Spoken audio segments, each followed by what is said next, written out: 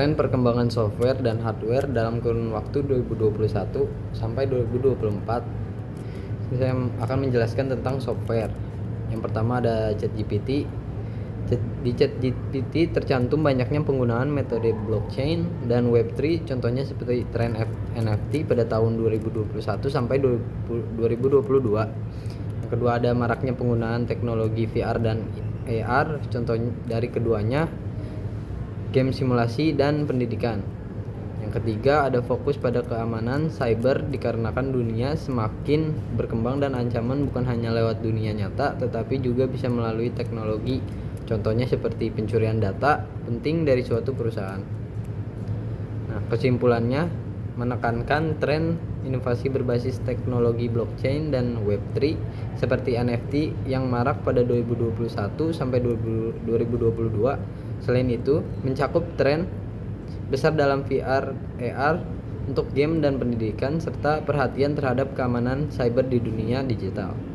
Contohnya penggunaan blockchain atau NFT dan ancaman keamanan seperti pencurian data penting. Yang selanjutnya ada game ini. Yang pertama, di game ini terdapat Internet of Things. Banyaknya individu atau kelompok yang terhubung seperti rumah pintar hingga industri membuat kita mengubah cara berinteraksi dengan lingkungan sekitar. Yang kedua ada kecerdasan buatan atau AI yang semakin mendominasi dalam bidang apapun. Contohnya penggunaan game ini dalam pembelajaran dan pekerjaan. Yang ketiga ada edge computing. Pemrosesan data dilakukan lebih dekat ke sumber data, meningkatkan kecepatan dan mengurangi waktu yang dibutuhkan. Kesimpulannya, berfokus pada IoT atau Internet of Things dan integrasi AI dalam kehidupan sehari-hari baik untuk pekerjaan maupun pendidikan. Menyoroti juga pendekatan edge computing yang membawa pemrosesan lebih dekat ke sumber data untuk efisiensi. Contohnya AI dalam pembelajaran, pekerjaan, dan optimisasi IoT di lingkungan industri. Lanjut. Tanggung, satu lagi Copilot. Nah, selanjutnya ada Copilot.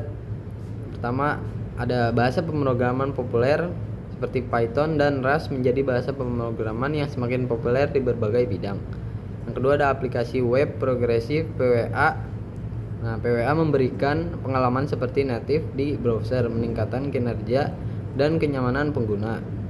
Yang ketiga ada cloud computing. Penggunaan cloud computing terus berkembang menawarkan skalabilitas, keandalan, dan fleksibilitas yang lebih baik.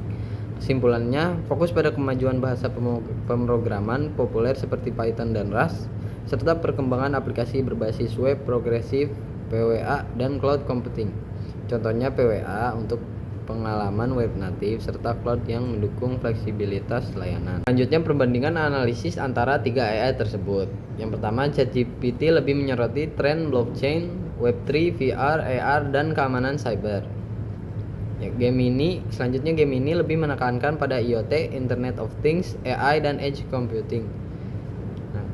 Selanjutnya Copilot menyoroti popularitas bahasa pemrograman Python dan Rust, PWA, serta perkembangan cloud computing. Selanjutnya saya akan membahas tentang hardware.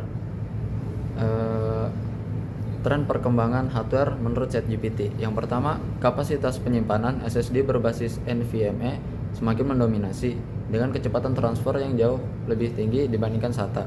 Yang kedua ada micro LED menjadi pesaing OLED untuk layar besar karena menawarkan warna yang lebih hidup dan konsumsi daya yang lebih rendah. Lalu yang ketiga, perusahaan seperti Boston Dynamics dan Fanuc memimpin inovasi robotika untuk otomasi di pabrik, termasuk robot kolaboratif yang dapat bekerja berdampingan dengan manusia. Kesimpulannya adalah berfokus pada peningkatan teknologi perangkat keras utama seperti penyimpanan yaitu SSD NVMe, teknologi layar yaitu micro LED, dan robotika. Informasi yang disampaikan lebih teknis dan mendalam tentang spesifikasi atau fungsi perangkat keras. Contohnya adalah SSD NVMe dengan kecepatan transfer yang jauh lebih tinggi dibandingkan SATA dan keunggulan micro LED dibandingkan OLED. Lalu yang selanjutnya adalah berdasarkan AI Gemini. Yang pertama adalah akselerator AI. Banyak perangkat keras modern dilengkapi dengan akselerator AI seperti unit pemrosesan grafis yaitu GPU dan unit pemrosesan tensor yaitu TPU untuk mempercepat tugas-tugas AI. Yang kedua ada SSD NVMe. SSD NVMe dengan antarmuka, NVMe menawarkan kecepatan transfer data yang jauh lebih tinggi dibandingkan SSD SATA.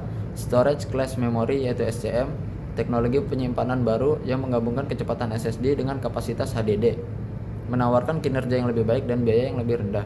Yang ketiga, kinerja yang semakin tinggi.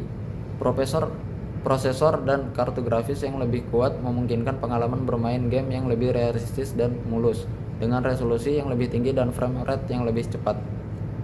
Dan kesimpulannya adalah lebih terfokus pada kemajuan performa dan efisiensi perangkat keras seperti akselerator AI, GPU dan TPU, penyimpanan baru SCM, dan peningkatan kinerja untuk gaming. Contohnya adalah penekanan pada storage class memory yaitu SCM sebagai teknologi penyimpanan baru dan performa perangkat keras yang mendukung pengalaman gaming lebih realistis.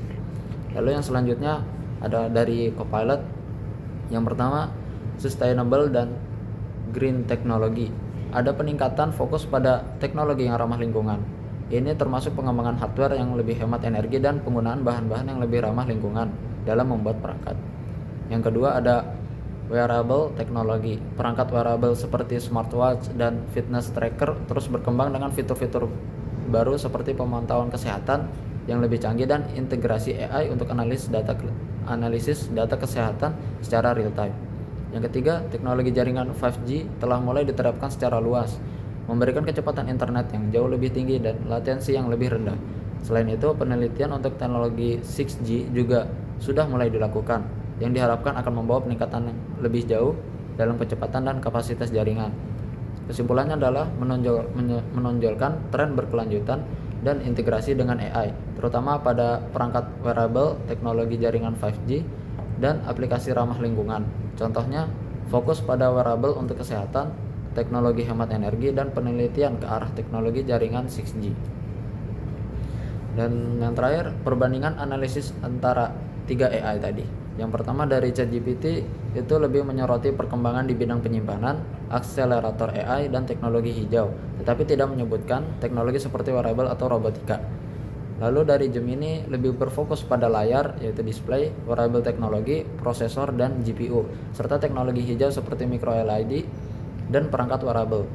Yang ketiga dari Copilot ini hanya menyebutkan jaringan 5G dan 6G serta beberapa tren lainnya. Selanjutnya saya akan menjelaskan tentang kelebihan dan kekurangan antara 3 AI dalam konteks tren perkembangan software dan hardware dalam kurun waktu 2021 sampai 2024. Yang pertama, kelebihan ChatGPT.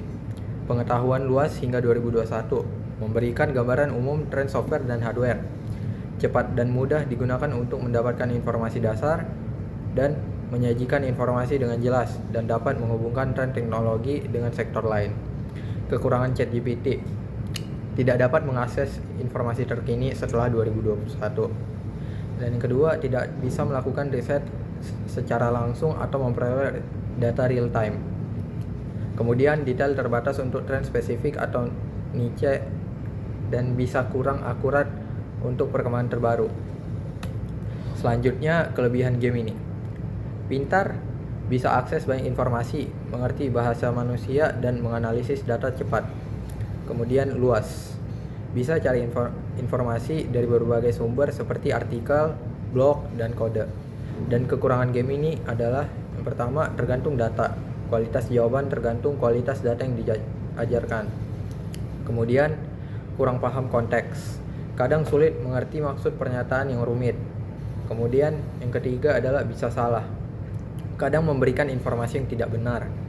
Kemudian yang terakhir, bukan pengganti manusia. Perlu dikonfirmasi dengan sumber lain. Kemudian, kelebihan Copilot. Akses informasi terbaru, memberikan data up to date, dan yang kedua analisis cepat, hasil cepat dan efisien. Kemudian yang ketiga multitasking, menangani berbagai permintaan sekaligus. Kemudian yang keempat personalisasi, dapat menyesuaikan informasi berdasarkan kebutuhan pengguna. Kemudian yang terakhir pembelajaran berkelanjutan, dapat terus memperbarui pengetahuan. Kemudian kekurangan dari Copilot adalah ketergantungan pada data. Hasil tergantung pada data yang tersedia. Kemudian yang kedua, pemahaman kontekstual terbatas. Mungkin kurang memahami nuansa tertentu. Kemudian yang ketiga, potensi bias. Data yang digunakan bisa mengandung bias. Kemudian yang keempat, keterbatasan kreativitas, yaitu kurang mampu memberikan solusi inovatif. Kemudian yang terakhir ada informasi sensitif. Mungkin tidak selalu menangani informasi sensitif dengan tepat.